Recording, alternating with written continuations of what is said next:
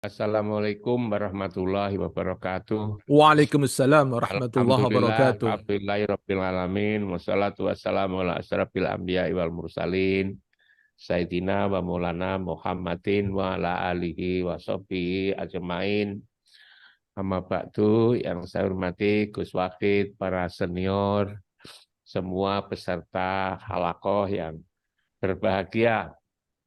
Kita eh, banyak bersyukur pada Allah. Salawat dan salam kita persembahkan ke hadapan ikutan kita Muhammad Rasulullah Sallallahu Alaihi Wasallam.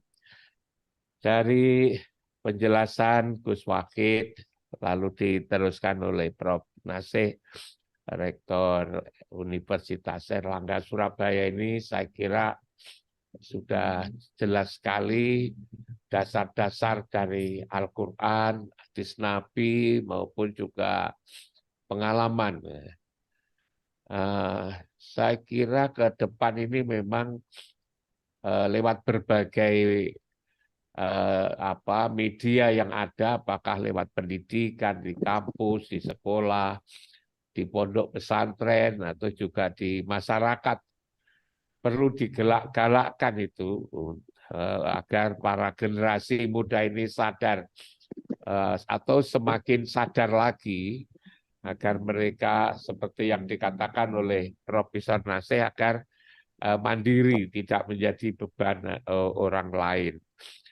Dari Al-Quran seperti yang disampaikan oleh Gus Wakid, saya kira sudah cukup, tetapi saya lihat ada satu surat Gus Wakid yang kalau saya pelajari dari awal sampai akhir itu bicara tentang ekonomi. Ialah di surat Al-Lail itu, Gus Wahid. Di surat Al-Lail itu kan jelas sekali, walaili idza yaksa wan nahari idza tajalla wa ma khalaqad dzakara wal unsa. Inna sa'yakum lasata, ya. Ini kan menggambarkan manakala demi malam apabila telah menutupi, demi siang apabila telah terang benderang, demi penciptaan langit, laki-laki dan perempuan, inna sa'yakum lasata. Sungguh usahamu memang beraneka ragam. Soal berusaha ini kan sebetulnya orang tidak tahu malam, tidak tahu siang, tidak tahu laki-laki, tidak tahu perempuan, semua sebetulnya bersemangat kalau menurut ayat ini. Bahkan di ayat-ayat berikutnya itu kan bagus sekali itu. Fa'amma man a'ta wa taqa wa sadaqa bil husna fasanu yassiruhu lil yusra. Manakala siapa yang memberikan hartanya di jalan Allah dan untuk itu takwa dan membenarkan adanya pahala yang terbaik nanti di surga, maka fasanu yassiruhu lil yusra. Jadi kalau usaha itu memang lalu ada aspek sosial yang diperhatikan. Tapi lalu kalau sebaliknya wa amma man bakhila wastagna wa kadzdzaba bil husna fasanu yassiruhu lil usra. Nah, ini menurut saya tuntunan yang bagus sekali. Bahkan lalu diteruskan wama yugni anhu maluhu idza taradda, bahwa harta ini sebetulnya nanti kalau kita sudah meninggal tidak ada gunanya. Maka lalu otomatis ini kan mendorong kita semua agar kita itu berusaha. Di dunia ini tidak boleh kita itu lalu tidak bekerja, hanya tinggal di masjid seperti yang disampaikan oleh Gus Wakid dan juga oleh Prof. Nasih tadi, bahwa kita memang harus utuh itu kan. Nah, saya lihat sekarang ini Gus Wakid sebetulnya sudah muncul ya usaha-usaha, apakah dilakukan oleh anak-anak muda sendiri. 2 hari yang lalu saya ini naik Grab ya. Kebetulan kan sudah tua itu kalau agak jauh sedikit itu saya pilih naik Grab. Nah, ketika saya ada di mobil itu, saya kenalan sama sopirnya itu, saya dapatkan pelajaran yang luar biasa. Dia tak tanya kenapa kok Pak masih muda mau jadi sopir gitu kan. Hasilnya berapa? Katanya 250.000. Dia bilang saya nyopir ini hanya untuk hiburan. Saya di rumah punya usaha. Saya punya kos-kosan katanya 28 kamar. Lalu dia punya usaha peternakan, usaha perikanan, di rumah punya usaha perikanan, peternakan, lalu juga usaha kos-kosan. Dia bisa menghitung, yang saya jadi heran itu. Dia hanya lulusan SMA, tetapi dia ingin bekerja sampai usia 45, katanya. Tapi ketika untuk usia 45, dia bilang saya harus punya uang 5 miliar. Nah, dengan uang 5 miliar ini, saya nanti sudah tidak usah kerja, bahkan kalau kerja saya untuk hiburan saja. Beda dengan ketika sekarang ini saya memang berusaha untuk mengumpulkan uang. Nah, dia menghitung seperti itu. Ini kan menurut saya luar biasa. Kalau ini yang seperti ini dimiliki oleh pemuda-pemuda kita ini, jadi hidup ini lalu dihitung. Bukan lalu seperti mengikuti air mengalir gitu kan, dihitung. Dan dengan dihitung kayak begitu, lalu dia menjaga stamina kerja. Saya harus mengumpulkan uang 5 miliar tabungan saya ketika saya umur 45 tahun ya. Ini menurut saya luar biasa. Nah, saya berpikir kalau yang seperti ini jumlahnya banyak, maka akan luar biasanya. Persoalannya gimana agar pemuda-pemuda itu mempunyai jiwa seperti ini, ya, suka mandiri, tidak menggantungkan orang lain. Lalu juga di lingkungan pesantren, Gus Wakil, itu juga sudah ada. Dulu pernah saya sampaikan di Mojokerto. Di Mojokerto itu para santri-santri itu kalau ngajinya sore, pagi disuruh kerja di usaha-usaha kiainya itu. Kalau lalu belajarnya itu pagi, sorenya santri-santrinya disuruh bekerja. Nah, ketika mereka bekerja itu digaji oleh kiai. Hanya gajinya tidak diberikan pada mereka itu. Kalau makannya ikut kiai, nanti ketika kerja dia digaji, gajinya disimpan di tabungan kiai. Nah, untuk apa? Nanti ketika dia kembali dari pesantren ke kampungnya, maka dia mendapatkan ilmu, mendapatkan ijazah, plus mendapatkan modal. Modal dari apa? Dari kerja itu. Selama misalnya 4 tahun, 5 tahun di pesantren. Menurut saya ini luar biasa. Perguruan tinggi di Indonesia yang mungkin yang bagus-bagus barangkali belum berpikir ke arah itu.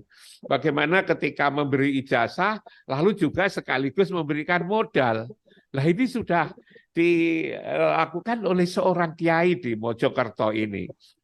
Bahkan lalu memang kiainya kreatif banget. Kiai itu selain bicara tentang kitab ya, Al-Qur'an dan juga kitab-kitab, ngajarin kitab, pagi hari atau juga sore hari itu tadi ada pembagian tugas.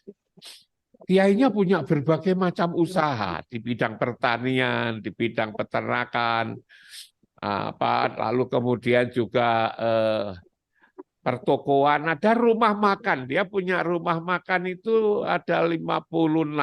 Rumah makannya itu 56. Di Surabaya, di Sidoarjo, di Pasuruan, di Mojokerto sendiri, sampai juga punya rumah makan di Kalimantan Barat, di Pontianak.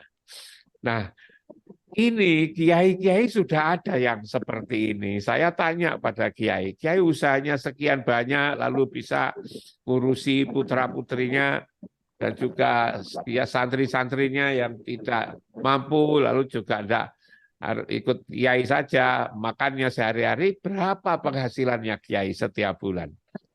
Dia bilang bahwa kalau saya sebulan itu pendapatan saya kurang dari 2 miliar, Prof. Imam, saya itu tidak jalan itu keluarga di sini ini. Coba.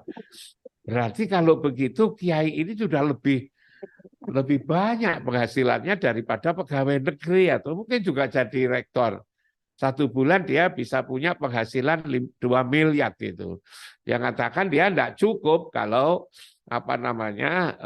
penghasilannya kurang dari itu karena harus menghidupi anak santri-santri yang yatim, lalu juga yang lain-lain itu.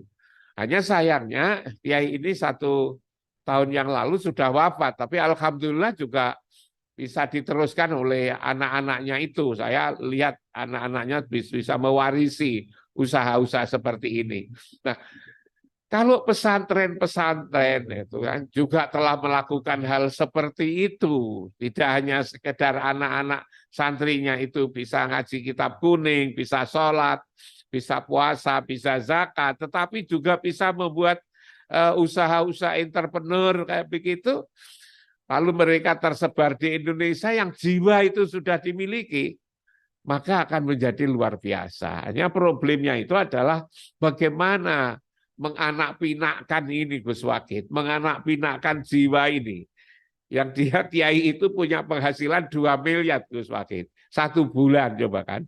Kan sudah luar biasa menurut saya. Punya rumah makan itu 56, punya usaha-usaha pertanian, peternakan. Saya lihat begini. Jadi apa saja yang ada di kanan kiri dia itu dia harus bisa menghasilkan ekonomi dan juga harus bisa dijadikan untuk memberi contoh, ya. Untuk memberi contoh para santrinya itu. Santri perempuan juga begitu, dikelatih hal-hal yang bersifat yang harusnya ditangani oleh anak-anak, jahit menjahit, lalu kemudian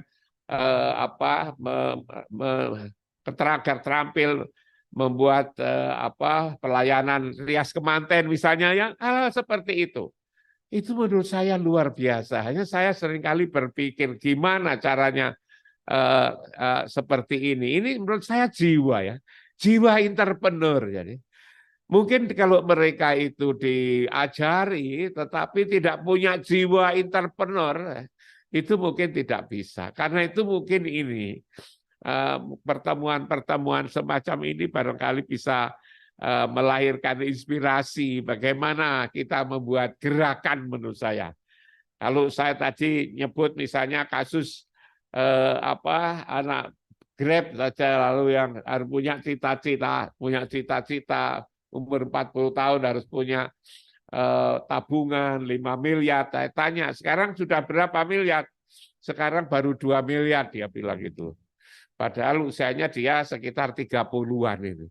Ini seperti ini Gus Wakid, dan ini kita anggap sebagai sebuah implementasi daripada ajaran agama. Jadi kegiatan-kegiatan seperti ini apalagi ditangani oleh para kiai-kiai ini adalah implementasi daripada pelajaran agama. Sebagaimana tadi dikatakan agama kok hanya sekedar khotbah, sekedar sholat, zikir, ya itu perlu gitu, itu perlu. Tetapi sebetulnya selain itu untuk menyangga kehidupan sehari-hari seharusnya bisa kerja. Nah, kalau pesantren-pesantren, lembaga pendidikan swasta ataupun juga negeri, kalau juga perguruan tinggi, bahwa kurikulum itu sebetulnya kurikulum tidak harus sama persis ya. Sekarang alhamdulillah ada kurikulum merdeka, tapi apakah juga sudah merdeka betul atau belum gitu. Jangan sampai hanya namanya merdeka, tapi juga dibuatkan pedoman-pedoman yang pedoman itu dijadikan sebagai tolok ukur. Kalau itu sudah jadikan tolok ukur, maka semua orang lalu melaksanakan pedoman itu lalu hanya sekedar formalitas sifatnya.